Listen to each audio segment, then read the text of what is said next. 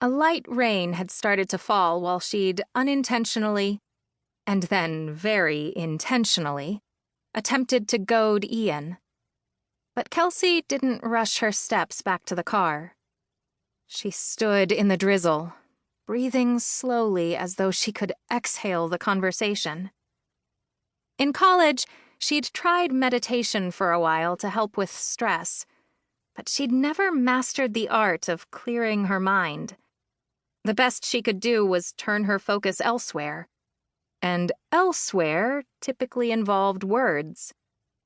If she could distill whatever was bothering her into a single word, she could better grapple with the problem. For Ian, the word she chose was insufferable. Kelsey liked that word for both its Austinish feel and the sound it made, which reminded her of suffocate. Right now, she also liked the idea of smothering Ian with a pillow. That much accomplished, Kelsey climbed into her car before she got any wetter. Rain was a part of life in Helen, especially in the fall. Kelsey would have greatly preferred it to snow as much as the tourists who swarmed the city every summer assumed it did. Instead, it snowed half as much but rained twice as much.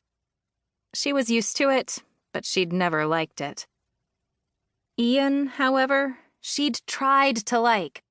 Or, at the very least, she'd tried to tolerate him. She couldn't help it if he made that impossible.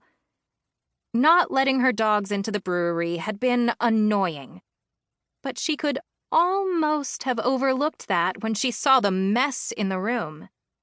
After all, Ian was right when he said he had no way of knowing how well-trained her babies were. If she were being fair, he'd made the right call from his perspective. Kelsey did not feel like being fair, though. Ian already had 3 strikes against him before she'd officially met him today. He was part of the town overdevelopment problem. He'd previously been rude to her dogs and to Josh, and her parents, really her father, expected her to like him, or pretend to for the sake of the family. And then today he'd... What? She fumbled with that question as Romeo climbed onto her from the passenger seat and licked her face. But the huskies' kisses didn't entirely wipe away her frown as she pondered this last point. Down, boy! It's only been 5 minutes since you last saw me. Poor Romeo and his attachment issues. She'd adopted him 4 years ago, and he still got stressed if she left him alone. Kelsey had hoped his siblings would ease his anxiety, and they did, but only to a degree. Some dogs, like some people, were just less resilient than others. Juliet and Puck had been rescues too, but they'd settled down with relative ease. Winning Romeo's trust was much more difficult, but once you had it, he got stressed when you weren't around. Go on, get in back with the others. Kelsey patted Romeo on the butt, and the husky climbed into the back seat, swatting her face with his tail as he did. Males. Even the dogs had it in for her. Which brought her back to the topic of Ian and the word insufferable.